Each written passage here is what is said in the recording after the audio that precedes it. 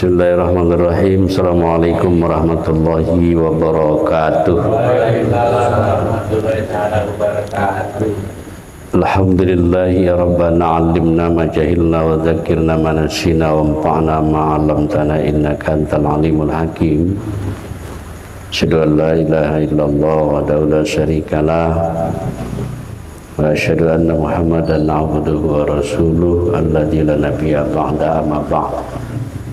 Syukur kita kepada Allah Subhanahu wa taala atas rahmat nikmat yang Ia berikan kepada kita, sehingga pada malam hari ini kita kembali dipertemukan Allah di majelis yang sederhana ini. Mudah-mudahan Allah merahmati dan meridhoi kita semua. Lantunan Allahumma sholli ala sayyidina Muhammad kita hadiahkan kepada rohaniah Rasulullah Nabi Muhammad sallallahu alaihi wasallam. Allahumma sholli wa sallim wa barik alaika ya Rasulullah. Mudah-mudahan kita semua mendapatkan syafaatnya, pertolongannya nanti, baik di dunia, bukan nanti ya, baik di dunia maupun di akhirat kelak.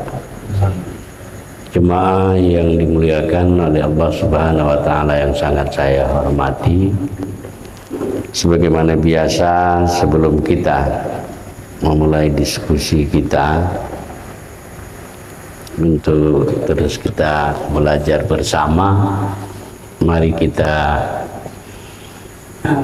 terlebih dahulu berzikir.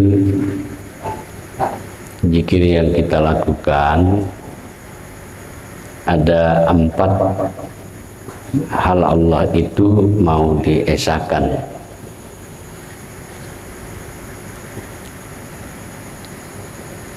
Esajat itu rahasia bagi kita,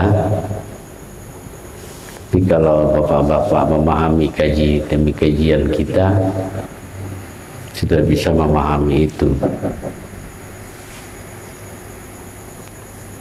Yang kedua, mengesahkan af'al, perbuatan di diri kita. Perbuatan Allah itu adalah seluruh batang tubuh kita.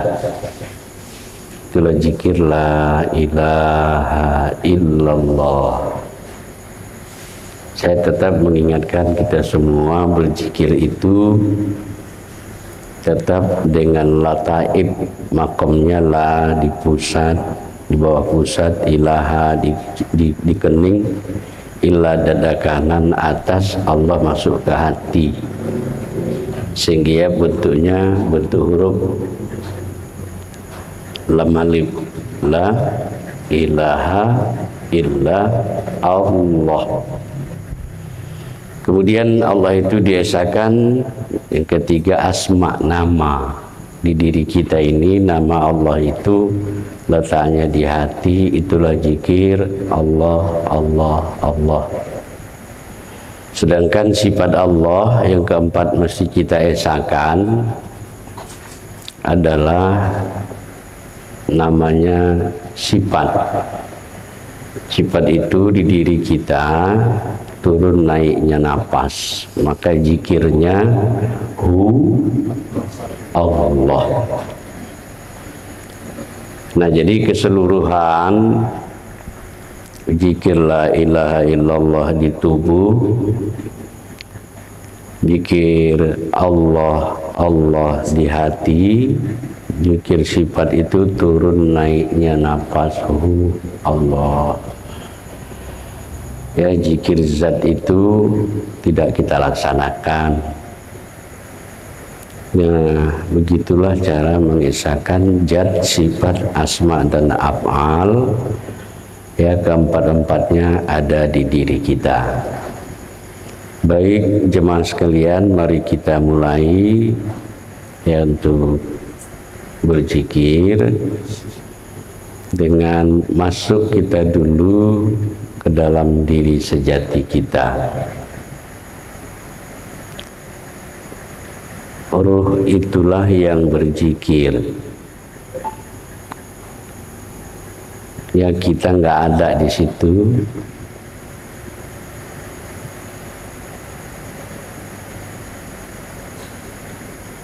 Sedangkan jasad ini pun kita singkirkan dulu.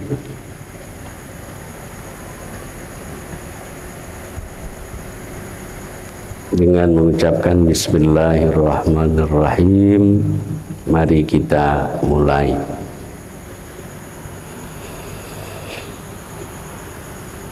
Astaghfirullahaladzim.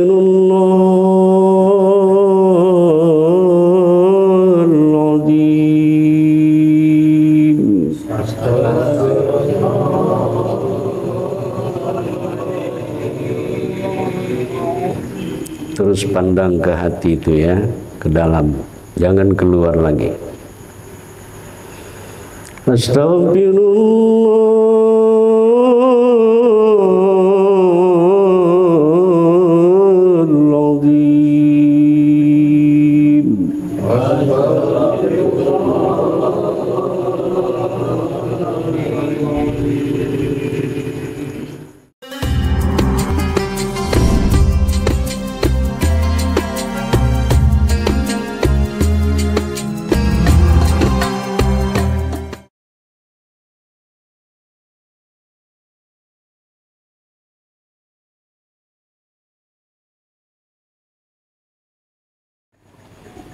Bismillahirrahmanirrahim. Assalamualaikum warahmatullahi wabarakatuh.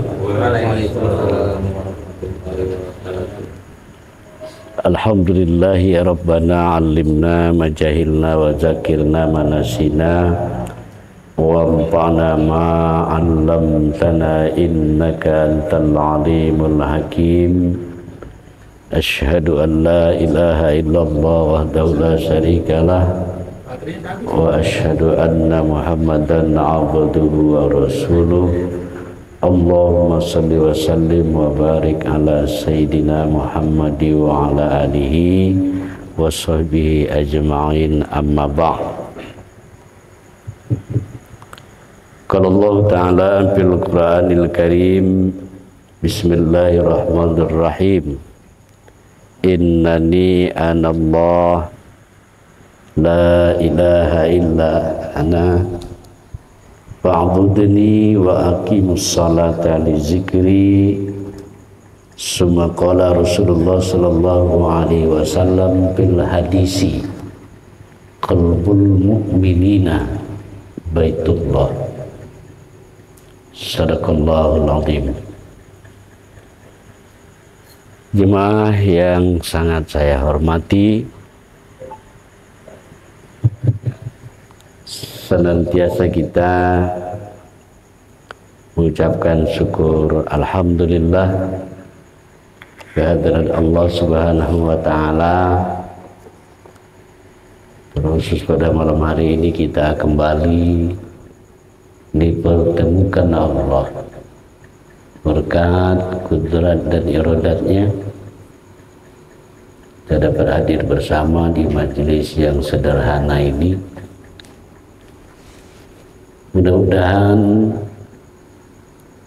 dari pertemuan ke pertemuan yang berikutnya, doa kita bersama adalah Allah memberkahi, Allah meridhoi kita semua,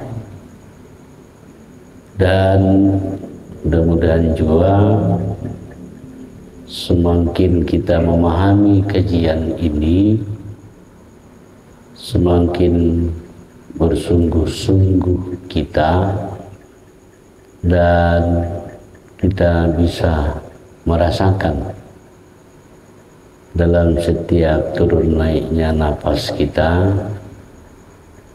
senantiasa serta Allah. Mudah-mudahan rasa syukur kita itu mengundang rahmat, mengundang pertolongan Allah. Kita berada di jalan yang lurus, ihdinas siratal mustaqim. Lantunan Allahumma sholli ala Sayyidina Muhammad kita hadiahkan kepada rohaniah Rasulullah Nabi Muhammad sallallahu alaihi wasallam. Mudah-mudahan kita mendapatkan syafaatnya di dunia dan di akhirat kelak. Jemaah yang dirahmati Allah,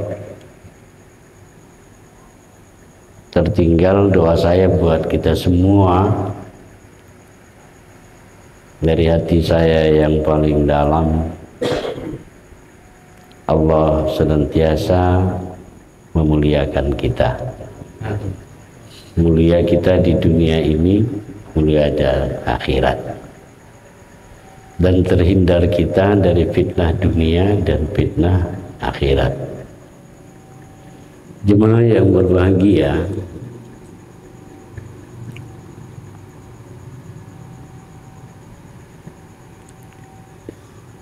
kita coba dulu pemanasan ya, supaya kita bisa memahami kajian demi kajian yang sudah kita lakukan.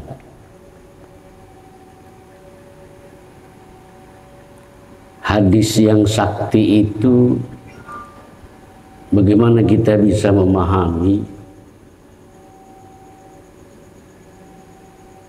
dan sehingga kita benar-benar paham.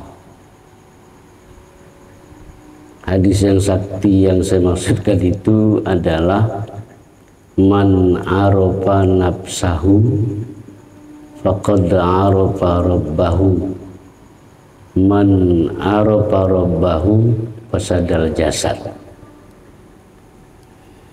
Versi kita selamanya ini memahami arti hadis itu adalah barang siapa mengenal diri, maka sungguh ia mengenal Tuhannya.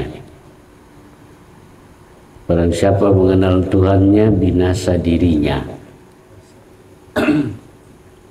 Coba kita rubah memaknai atau memahami arti hadis ini dengan makna barang siapa mengenal isi dirinya. Ya, barang siapa mengenal isi dirinya, maka ia kenal dengan Tuhannya. Ya, kalau begitu kita menerjemahkan kan lebih terasa dia. Barang siapa mengenal isi diri, ya ini delalahnya, ya tunjukkannya itu ke dalam, gitu dia. Ya kira-kira kalau begitu mengartikannya, kan menurut saya ini, menurut kawan-kawan saya belum tahu, kan lebih penekanannya atau jalan masuk ke dalam itu jauh lebih cepat. Barang siapa mengenal isi dirinya. Nah, apa isi diri kita ini rupanya? Kan begitu ya. Ya, kita mengatakan adalah diri sejati. Belum berani kita mengatakan kalau isi diri kita itu, maksud saya agak berani kita mengatakan isi diri kita ini percikan Allah. Diri sejati, diri percikan Allah. Coba kalau kita naikkan satu kerat lagi, kira-kira gampang nggak kalau kita katakan isi diri kita Allah? Nah, kira-kira begitu gimana? Kenapa? Karena judul kita malam hari ini ingin membangkitkan nilai-nilai spiritual yang ada di diri kita. Ya. Makanya kita kemarin lahir ya secara biologis, ya itu lahir pertama, lahir kedua kita adalah kelahiran kita itu ya apa namanya, psikologis ya, pemikiran saya maksudkan. Kelahiran kita yang ketiga itu adalah kelahiran spiritual. Iya kan, lahir spiritual di diri. Nah, kesadaran inilah yang harus kita masukkan ya ke dalam diri kita.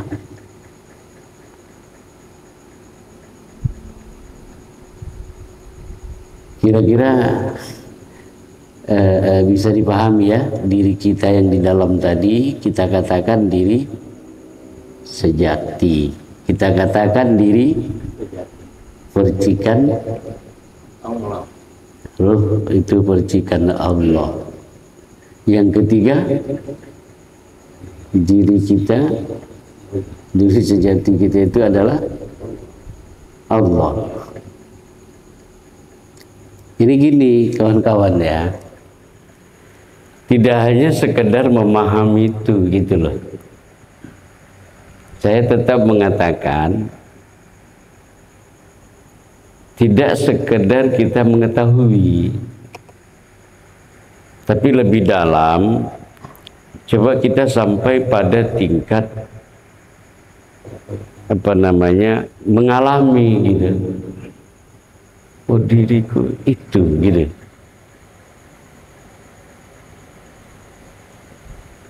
Ketinggian. Maksud saya ketinggian kalau kita masuk di level 3 itu. Enggak ya? Enggak lah, orang ngajinya udah tahu kok.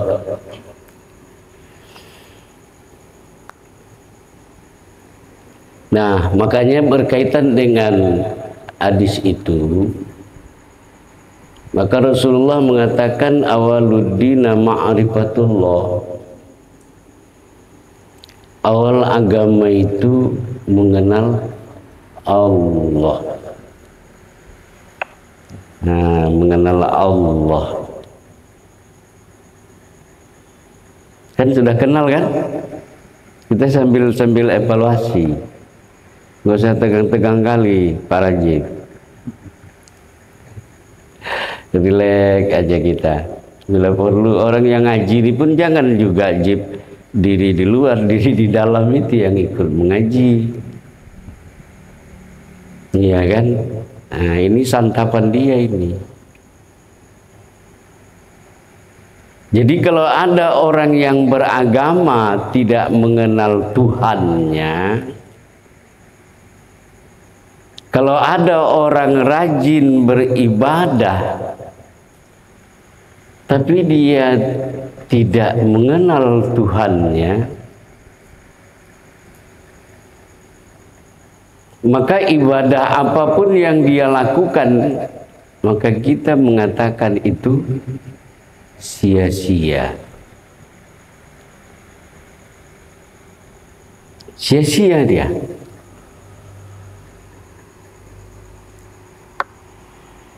Jadi poinnya jangan kita beragama tidak mengenal Tuhan atau mengenal Allah.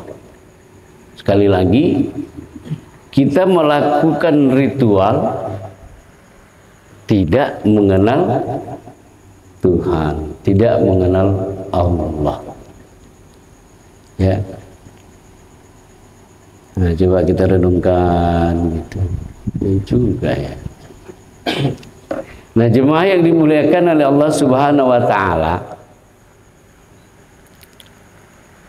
kenapa ya rukun Islam itu, ini kita masih pemanasan ini ya, membangkitkan yang sudah ada. Kenapa ya rukun Islam itu diawali dengan syahadat? Sesudah syahadat itu baru sholat. Jemaah yang dimuliakan oleh Allah, syahadat dan sholat itu dia saling berhubungan. Coba kita lihat artinya dulu. Kalau syahadat itu kan diartikan menyaksikan. Ya, menyaksikan. Maka syarat menyaksikan itu mesti ketemu. Ya, garis bawahi kata ketemu dengan kalimat kita yang sudah lalu tadi. Kita ini kan udah ketemu ini kan. Ya, kira-kira Pak Sukir udah ketemu kan Pak Sukir? Sudah kan? Sudah. Nah kita ini sudah ketemu. Karena syarat menyaksikan itu ketemu. Syahadat itu. Nah bukan lagi batasnya mengucapkan lafaznya. Asyhadu an la ilaha illallah, asyhadu anna Muhammad. Itu lafaz syahadat. Tapi hakikat syahadat itu kita sudah bertemu. Ya, itu dipahami itu ya. Jadi bukan hanya sekedar lafaz. Kalau lafaz itu burung beo pun tahu gitu. Tapi betul-betul kita menyaksikan. Nah, sedangkan sholat itu diterjemahkan adalah terhubung. Jadi kalau dia tidak menyaksikan di dalam sholat itu, dia tidak ma'rifah, di mana jalannya terhubung. Maka sholat itu tidak hanya sekedar gerakan saja, ritual, tapi harus disertai spiritual. Saya ulangi kalimatnya. Makanya sholat itu tidak hanya sekedar ritual, gerakan, tapi harus disertai spiritual. Apa maknanya? Hati itu nyambung ya kepada Allah. Gitu dia. Jadi kalau dia tidak nyambung, hanya ritualnya saja, itu olahraga Pak. Saya bilang aja begitu. Ya. Nah, seperti itu. Nah, makanya Allah ingatkan kita, innani anallah. Sesungguhnya aku adalah Allah, la ilaha illa ana, tidak ada Tuhan selain aku. Fa'budini, sembah kamulah aku, wa aqimus sholata li dzikri, dan dirikan kamu salat untuk mengingat.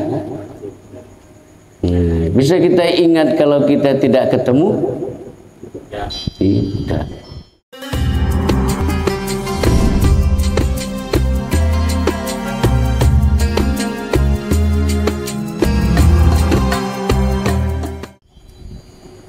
Nah, ini siapa namanya, hubungan yang sangat kental antara syahadat dan sholat. Intinya apa? Bangkitkan ya nilai-nilai spiritual yang ada pada diri kita ini. Dan itu sarana yang sudah diberikan Allah sama kita, jangan disia-siakan itu. Jemaah yang dimuliakan oleh Allah Subhanahu wa taala, ya, maka sekali lagi kesadaran itu, kesadaran spiritual itu mesti hadir di tengah-tengah kehidupan kita. Kapan, bila, dan di mana saja. Ya, sampai akhir hayat kesadaran itu. Gitu dia. Terus kita lakukan, terus kita lakukan. Nah, untuk itu bisa terlaksana, inilah pentingnya kita terus belajar. Nah, terus kita belajar. Maka setiap waktu belajar, setiap ruangan, dimanapun kita tetap belajar. Makanya Nabi katakan belajarlah kamu dari buayan sampai liang lahat. Nah, jadi spiritual itu tidak akan lahir, tidak akan muncul ya kalau dia tidak mengenal dirinya. Tidak akan lahir itu.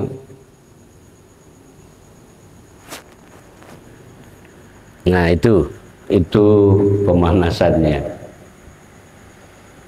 Mari kita melihat begini. Firman Allah, "Wa ma khalaqtul jinna wal insa illa liya'budun." Ini kalau diartikan, aku tidak ciptakan jin dan manusia terkecuali untuk beribadah. Nah, ayat ini menarik dalam rangka membangkitkan spiritual itu. Mari coba kita lebih dekat melihat kata khalaqtu. Aku tidak ciptakan, kata cipta.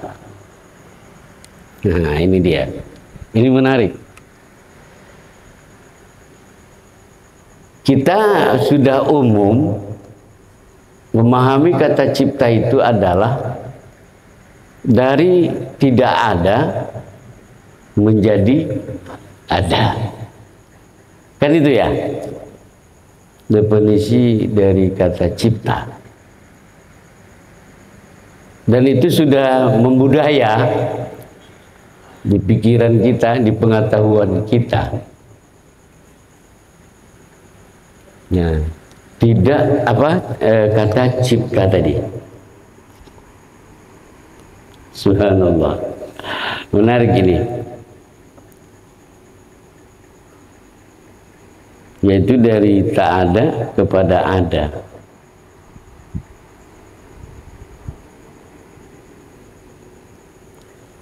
Bagaimana kalau kita bukan merubah ya, tetapi kita naikkan level pemahaman cipta itu dengan kata manifestasi. Gimana kira-kira pemahaman kawan-kawan manifestasi? Dia begini, ketika Allah wa iz qala rabbuka lil malaikati inni ja'ilun fil ardi khalifah, ketika Allah berkata kepada malaikat kalau dia mau menciptakan khalifah di bumi.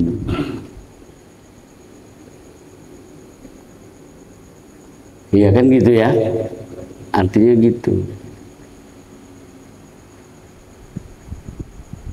Ketika Allah berfirman, berkata kepada malaikat kalau dia mau menciptakan manusia atau khalifah di bumi. Sebenarnya Allah ingin mengatakan begini. Ya, wahai malaikat, aku mau memanifestasikan diriku. Coba ini diteliti pelan-pelan ya. Aku mau menampakkan diriku, maka kuciptakanlah manusia. Nah, sehingga disiapkanlah sarana penciptaan manusia itu berasal dari tanah. Ya, kalau kita ngait berkaca di rumah, depan kaca, sesungguhnya yang kita lihat itu adalah tanah. Tapi kita lupa dengan isi tanah itu.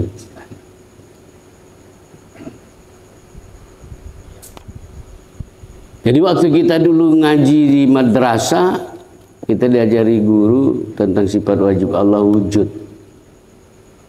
Ada 20 sifat, nomor 1 wujud, artinya yang kita tahu selamanya ini itu adalah ada. Nah, coba kita lihat, kita mencoba membandingkan kata cipta itu dari tak ada kepada ada. Kemudian kata cipta itu manifestasi ya Allah, disuruhnya malaikat. Kemudian sesungguhnya Allah ingin mengatakan dia ingin mewujudkan, menciptakan, menampakkan dirinya. Nah, kalau sampai situ, kalau begitu kita ini siapa?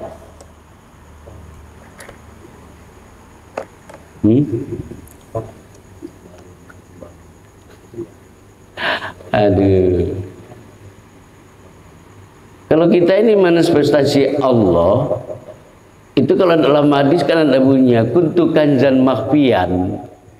Aku perbendaharaan yang tersembunyi. Aku ingin dikenal. Kan gitu ya. Sesungguhnya jemaah yang dimuliakan oleh Allah, Allah itu ingin menunjukkan, menampakkan, memanifestasikan dirinya. Bisa dipaham itu ya.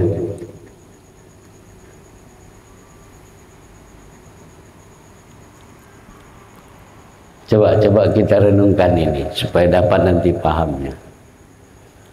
Inna lillahi wa inna ilaihi raji'un. Ini ayat pagi-pagi sering ini dibaca orang. Itu kalau diartikan kan berasal dariku dan kembali kepadaku. Pertanyaannya, kita kaitkan dengan tadi ya, bahwa kata cipta tadi adalah manifestasi Allah. Maka kita kaitkan dengan ayat innalillahi wa inna ilaihi raji'un ini, ya kan, dengan kita menerjemahkan ya berasal dariku kembali kepada, ada kita di situ. Kita kan nggak ada, tapi ini sekulit bawang loh memahaminya. Ya kan, memang harus cukup hati-hati. Kalau bagi yang belum paham, kalau sudah paham, kalau begitu aku ini siapa rupanya? Ya kan, ini kan hanya sarung doang ini. Ini tempat saja. Tapi kalau diri sejati kita itu tidak bisa lagi diragukan. Alladzina yu'minuna bil ghaib. Kita wajib beriman kepada yang gaib. Bahwa tidak usah ragu lagi. Kalau kajian kita yang lalu tentang alamat Allah, kalau malam ini kita sudah masuk kepada rumah Allah. Didesain Allah manusia ini seperti ini. Untuk tempat ruh ya. Tapi ruh itu siapa?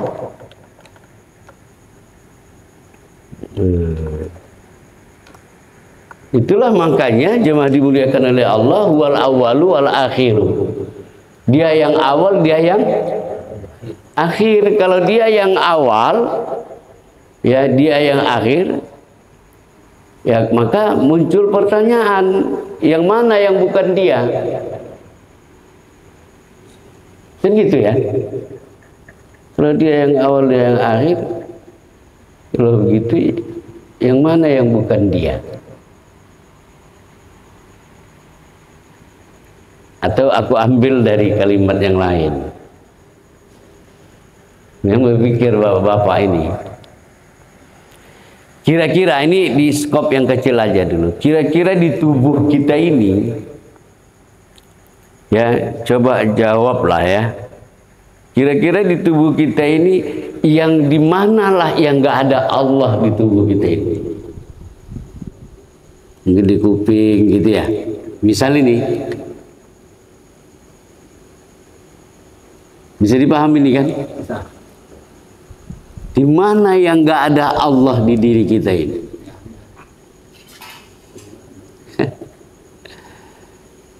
Ya nggak ada. Yang ada itu hanya justru kita ada di situ. Nah inilah kita ini kadang-kadang banyak jadi perampok.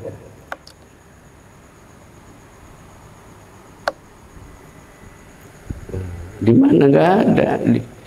Ya di dunia ini pun di mana Allah nggak ada? Nggak ada. Di mana-mana dia ada. Tapi ada yang menarik terkait dengan kita ini adalah wadah tempat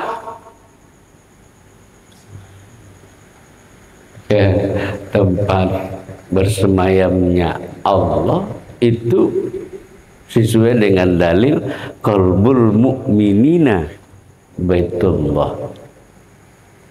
Hati orang mukmin itu rumah Allah. Kalau kemarin kaji kita tentang alamat Allah, ya itu sudah kita bahas. Nah sekarang kita sudah masuk kepada rumah. Sebentar lagi kita masuk ke dapur ini, ke dalam kamar. Nah semuanya itu di luar diri, tidak. Dia hanya ada di dalam diri. Dengan penjelasan itulah tidak ada alasan kita untuk tidak membangkitkan diri spiritual. Ya, diri spiritual saya katakan energi yang tak terbatas.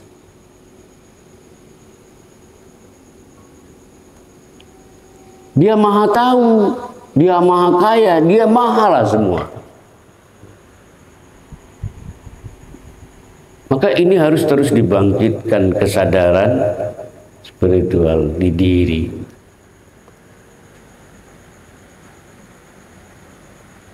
Ya. Nah, apa hukumnya? Wajib. Wajib, Pak.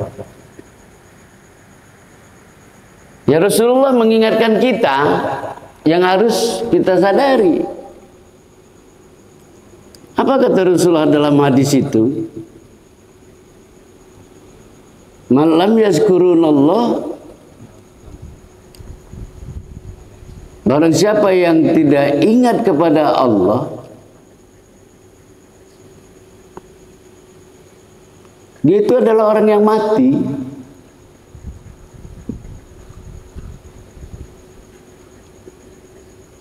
Jadi orang yang hidup itu mana? Kalau nilai spiritualnya itu hidup, sadari itu.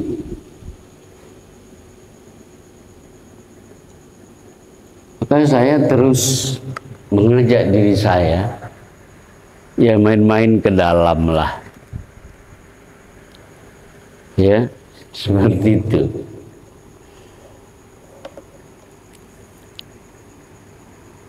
Jemaah yang dimuliakan oleh Allah Subhanahu wa taala, maka kata cipta di situ ya jangan lagi terhenti pada memahami dari tak ada menjadi ada, tetapi manifestasi menjadi sesuatu. Ya, maka kemanapun kita memandang, ini adalah manifestasi Allah. Nah, coba jangan kawan-kawan pula nanti jumpa pohon mangga dibilang sama kawan itu Allah, gitu jangan. Ya, seperti itu. Ya, tapi ini adalah sikap batin kita. Nah, kalau batin kita itu adalah bukan yang diciptakan. Kalau bahasa kita kemarin yang ditiupkan, ini yang dimanifestasi Allah. Jadi kalau begitu tubuh kita ini, berani nggak kita mengatakan kalau tubuh kita ini adalah rumahnya Allah, tempat bersemayamnya Allah.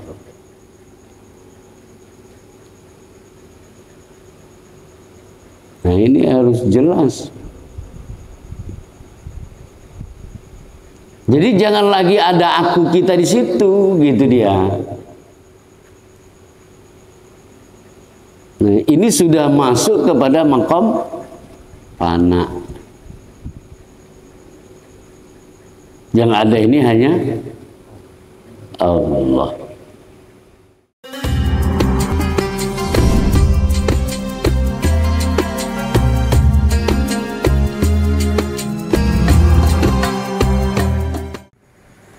Jadi jangan dicari-cari lagi lah Allah itu, karena dia sangat nyata.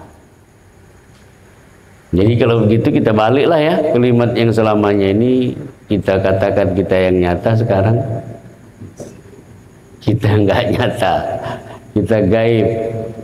Allah itu yang nyata. Nah, pemahaman kajian uraian ini kawan-kawan sekalian bisa dipahami?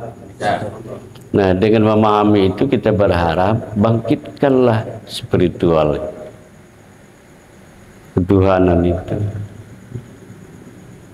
Nah, itulah tauhid yang sebenarnya. Ya, kalau kita sia-siakan itu dengan pengenalan diri, pengenalan Allah itu, ya, tapi tidak melahirkan sikap spiritual, saya katakan itu amat merugilah kita. Ya, hadirkan itu kapan, bila, dan di mana saja. Bangkitkan terus dalam suka maupun duka.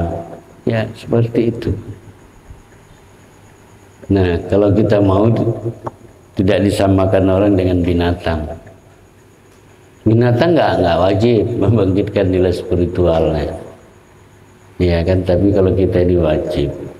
Ya, saya tetap mengatakan ya, di dalam, terutama dalam kita beribadah seperti sholat, ya kalimatnya seperti saya bilang tadi, jangan hanya ritualnya, tapi baringilah dengan spiritual, ya. Nah, seperti itu kesimpulannya. Ya, untuk membangkitkan spiritual harus kita mengenal diri. Ya, setelah kita mengenal diri, ya, dan terus kita berupaya dan berusaha melihat diri yang itu. Maka bagi orang yang tidak mengenal Allah, yang kedua, maka tidak akan lahir nilai-nilai spiritual pada dirinya. Tidak akan lahir. Ya, kalau begitu apa kita katakan? Alhamdulillah. Kenapa alhamdulillah? Sampai sejauh ini sikit-sikit kita sudah paham, sudah mengenal. Kalau begitu, hari ini di masyarakat kita katakan begitu, atau diri kita lah, kita banyak hidup atau banyak mati? Ya, saya ngaku lah lebih banyak mati. Ya, saya ngaku jujur, banyakan saya mati daripada. Masya Allah. Jadi kalau begitu kita bawa ke sholat, kira-kira berani nggak kita mengatakan orang yang tidak ma'rifah kepada Allah, kira-kira sholatnya gimana itu gitu? Kalau spiritualnya nggak ada, nggak nyambung, berani nggak kita mengatakan batal sholat kau gitu?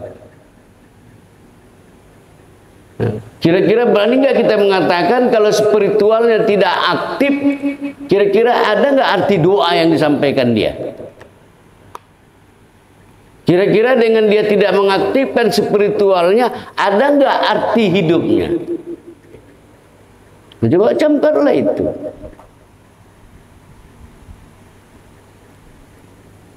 Kira-kira ada nggak penghargaan lagi yang diberikan Allah bagi orang yang tidak aktif spiritual itu? Kalau boleh saya katakan, orang yang tidak aktif spiritualnya itu lebih mulia rumput yang di pinggir jalan itu. Nah, seperti itu. Setinggi apapun jabatan, sebanyak apapun harta, orang yang tidak bangkit spiritualnya, ya Allah Subhanahu wa ta'ala murka sama dia itu. Makanya kalau Agus Miftah bangkit spiritualnya, menerima cobaan hanya dengan satu kata tolol, ya jabatannya harus dilepas. Kira-kira kalau dalam pandangan tasawuf, rugi atau beruntung dia?